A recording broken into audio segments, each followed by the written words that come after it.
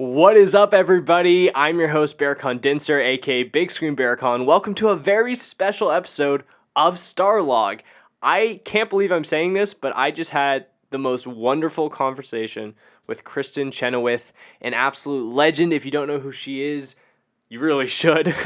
She starred on Broadway as the original Glinda in Wicked. She was in Your Good Man Charlie Brown, Glee, Schmigadoon on Apple TV. I mean, she's an absolute legend, like I said, and one of the most amazing voices you'll ever hear in any genre, gospel, country, musical theater. I mean, she is perfect, and she's on tour. She's coming to Dallas April 7th at the At&T Performing Arts Center, and it's because of the At&T Performing Arts Center that this conversation even happened. So huge thank you to them, and again, thank you to Kristin and her entire team for joining me. I cannot wait for you guys to listen to the conversation, so I'm not going to hold you back any further. Let's just dive right into it. Enjoy. So, you're coming to Dallas at the At&T Performing Arts Center on April 7th. I'm incredibly excited. I know the theater community in Dallas is also incredibly excited. What has it been like for you to go on tour and perform some iconic songs? I love it because, every audience is different. So Right. that means every show will be different. My job is to, when I'm on that stage, is to listen to the audience and they kind of help guide me through the show. And I never really do the same thing twice. I like to switch things up a lot. And that makes for a fun night too. So um, I'm currently just setting my program for you guys. Kind of part of it is based on like what I think you'll want to hear, and part of it is showing you some new things that not many have heard, and then obviously just it's an all over the map night because I love singing in all different styles. I love obviously operetta. I love music theater. I love country music. I love gospel music. All these things were huge influences in my musical life growing up. So a lot of that is what you will hear. That's really incredible. And that kind of leads into my next question because I was going to ask how you kind of keep reviving the energy for each show and deal with stress and burnout. And I guess changing up and listening to your audience is a big part of that. Yeah, I mean, part of our job, if we're doing live entertainment of any kind, is to listen to the audience very carefully. Um, I've learned that lesson because of all the touring I've done, and it's really helped me in my programming. It's helped me as an artist. It's helped me even in my own life to listen harder and speak less. You know, just listen to people and then respond accordingly or how you feel. And so it's kind of a good lesson to take with you as you go on your journey. Yeah, 100%. And I imagine that kind of goes both ways when you're doing something new, like a new show or film or, TV show, and you have this new character. I imagine listening is also a big part of your process for that. Oh, absolutely. I mean, I think it's in the Bible actually. Listen harder and speak less. I wish I knew the verse, but whether you believe in the Bible or not, there are a lot of good little nuggets in there to take with you in your life, and that's definitely been one. I mean, I'm working on a new show right now with Stephan Schwartz. After 20 years, we're back together working on a new musical called The Queen of Versailles. It's based on a documentary film of the same name, and we are collaborating and with our book writer Lindsay Ferrantino and our director Michael Arden, and it has been one of the more fun processes I've had because I've really been invited to be at the table as one of the main producers as well as collaborators, and I've enjoyed that whole process. I have produced myself for so many years, and now to be asked to join as producer with Bill Damaski has been, I've learned so much. I think I think the lesson for me here is, you know, keep learning, keep growing, keep evolving, and you never know where that's going to take you. And once again, it's another really great lesson. I'm still a student, and I'm also a teacher. And I feel like as long as I love what I do and want to learn and evolve and grow, then I should do it. The day that I don't want to do that anymore is probably when I should stop. That's amazing. I love that so much. And it's really cool that you're getting to have that kind of that next step in the creative process. Do you think you'll ever be interested in maybe taking it a step further and directing one day? I've thought a lot about it, and I know that I could do it. I but it scares me. Mhm. And I think it scares me for all the reasons that we all have whenever we encroach on something new, which is failure. What if I'm bad? What if I let people down? What if I let the piece down? All of those fears creep in. But like I said, I've been directing myself, producing myself for so long. And I enjoy watching, other shows and other artists um, take a crack at it. And I think that day will come. And I also think that every once in a while, probably more oftentimes than not, we should do something that scares us. And that feels like it could be next. I love that. I love that. Yeah, definitely. I think the fear of failing definitely kind of also gives us a weird like adrenaline push too that takes us to new heights. So I definitely agree with that 100%. So Right, for sure. so with this tour, and I have to say this does not include Dallas because I'm a little bit biased for Dallas, but was there a city venue that you were like, I have to perform here? This means so much to me every time I do get to perform here, or maybe is there somewhere that you're going to perform for the first time that you're really excited for? Well, I will say with Dallas in particular, I um I believe I was one of two artists, myself and Patty LaPone, opened the Meyerson Center Oh, when it cool. was when it was reopened or opening, and I can't remember the year. Maybe, I don't know, 10, 12 years ago. I'm not even sure. Um, I love Dallas just in and of itself. I was married there in a private residence.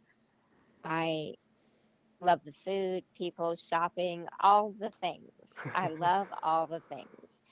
Um, I did a TV show that was based in Dallas.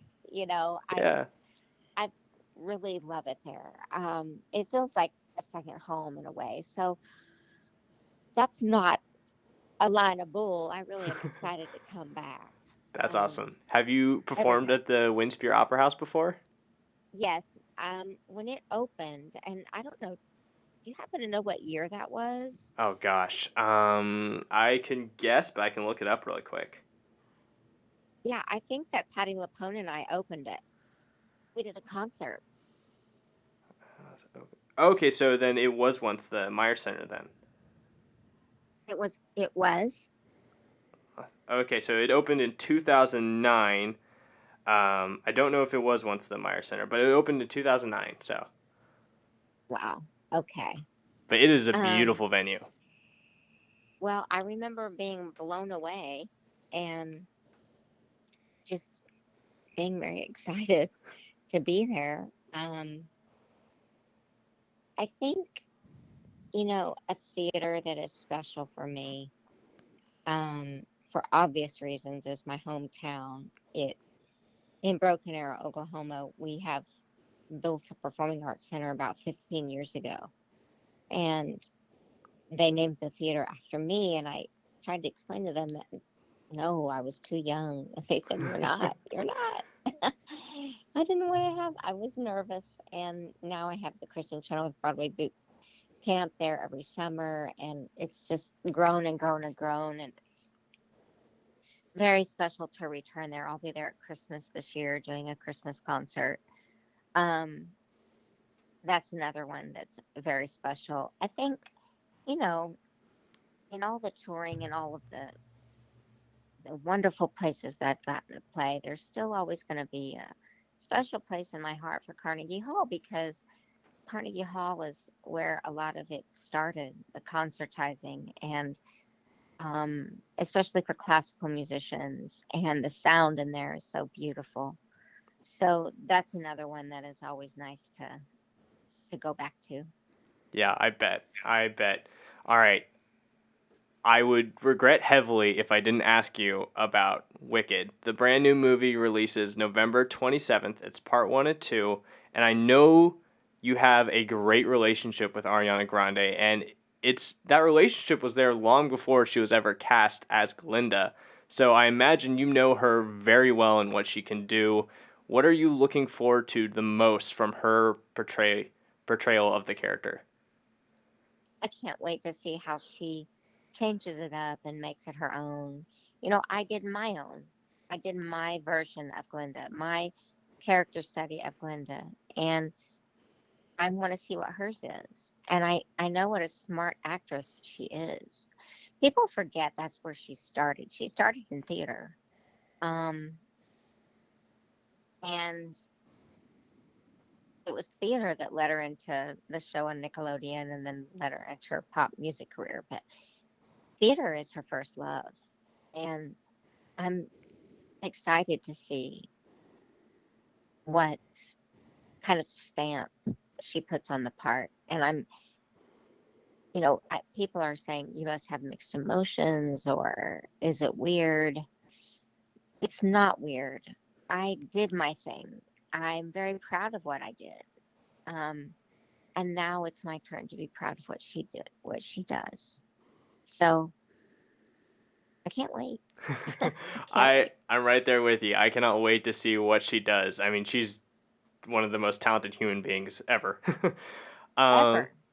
so I have to ask, do you think the film, or do you know of if there's any nod, special Easter egg for you and Adina? I'm not supposed to talk about that, um, but I just think that John Chu, I saw, I've seen just a tiny portion of it, and I'm just going to say that director, they chose the right person for that movie. He is visually, it looks incredible. And again, I've only seen tiny bits, and they're still working on it, you know. Totally. But I just think John Chu was the perfect director, and I'm so glad. I'm so glad it was him. They could have gone in many different directions for a director. He is I call him the truth slayer. He wants the truth on that screen, and he wants the truth in the performances. And so I was really happy to see the little bit that I saw. Yeah, I think, I mean, that's evident in kind of already his decision making to make it part one and part two. I think a lot of people would try to cram and do as much as they can, but the fact that he's going to take his time and split it up and really dive in is, I think that's what makes me the most excited. Me too. Me too. He cares. I can tell you when I speak with him about it, he cares so much about it.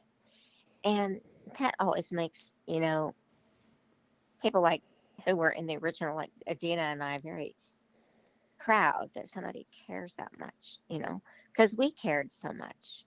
And he has the same feeling as our director, Joe Mantello, did. And I'm just happy to see it's in his hands. Yeah, that's amazing. I can't wait.